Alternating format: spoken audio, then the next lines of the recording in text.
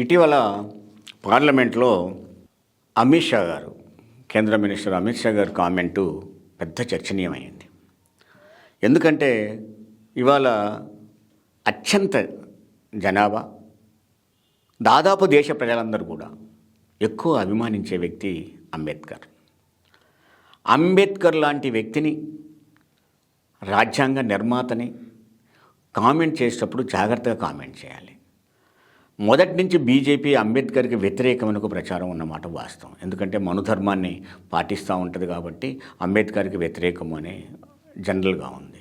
లేదు, కేంద్ర ప్రభుత్వం అంబేద్కర్కి మేము కూడా గౌరవిస్తాము అని చెప్పి అంబేద్కర్ మేము జయంతులు చేస్తాము, వర్ధంతులు చేస్తాము, అంబేద్కర్ని గౌరవిస్తాం అని చెప్తా ఉంది. రైట్, మనం స్వాగతించాలి దాన్ని.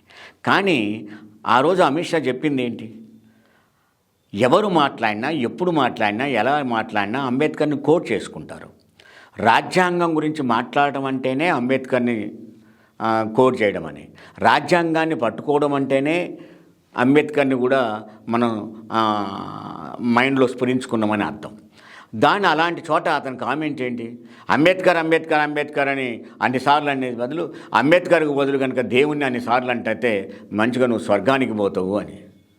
మనిషి అనేవాడు స్వర్గానికి పోతావా, నరకానికి పోతావా, సచ్చినానికి ఎడిపోతావా అనేది పక్కకు పెట్టు. ముందు ఈడ బతకాలి, ఈ సమాజంలో బతకాలి.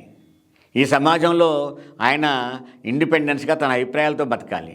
ఈ సమాజంలో తినటానికి తిండి లేకుండా కాకుండా తను 3 పూటలా తినగలగాలి.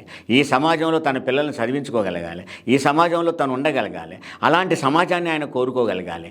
ఆ సమాజం కావాలని కోరుకుంటాడు తప్ప సత్యం తర్వాత నీ స్వర్గానికి పోతున్నా, నరకానికి పోతున్నా, నువ్వు ఇలా కాకుండా దేవుణ్ణి కనుక పూజించుకుంటే స్వర్గానికి పోయేవాళ్ళు. ఎస్, పూజించుకోవడం తప్పు కాదు, స్మరించుకోవడం తప్పు కాదు.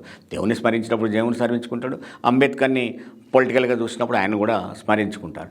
అలాంటి స్థితులలో నోటికి వచ్చినట్లుగా అంబేద్కర్ని దూషించేసి కేవలం అంబేద్కర్ని మర్చిపోండి, దేవుని మాత్రమే స్మరించుకోండి అని చెప్పినట్టుగా అమిత్ షా మాటలు వచ్చాయి. అది కరెక్ట్ కాదు అని. తర్వాత దాన్ని ఖండించే ప్రయత్నం చేయడం, నేను అలా లేదని, ఇవన్నీ ఎన్ని చెప్పినా మీడియా మన కళ్ళ ముందుకు వచ్చిన తర్వాత, మీడియా మన కళ్ళ ముందు వస్తున్నప్పుడు నేను అనలేదు అనే దానికి అర్థం లేకుండా పోతుంది రాజకీయ నాయకులకి. అంటే అన్నదంతా నీకు వీడియోలో ఉంటా ఉంది, అన్నదన్నట్టుగా చూపెడతా ఉన్నారు. కాబట్టి అలాంటి పదాల వల్ల ఏమైంది? వాళ్ళ ప్రతిపక్షాలే కాదు, అధికార పక్షంలో భాగస్వామ్యం, మిగతా వాళ్ళు, ప్రజలు ఈ మాటల్ని ఖండిస్తూ అమిత్ షాని తీవ్రంగా వ్యతిరేక, అసలు కేంద్ర క్యాబినెట్ అతను బర్తరఫ్ చేయాలని, రాజీనామా చేయాలని చర్చలు నడవడం అంటే ఇది అనవసర కామెంట్లు, తొందరపడి కామెంట్లా, కావాలని చేశారా? బట్ ఏదేమైనా బీజేపీ తన మీద ఉన్న మచ్చను పోగొట్టుకోవాలంటే ఇలాంటి మాటలు కానీ, ఇలాంటి చేష్టలు కానీ అంత మంచిది కాదు అని మనం చెప్పాలి.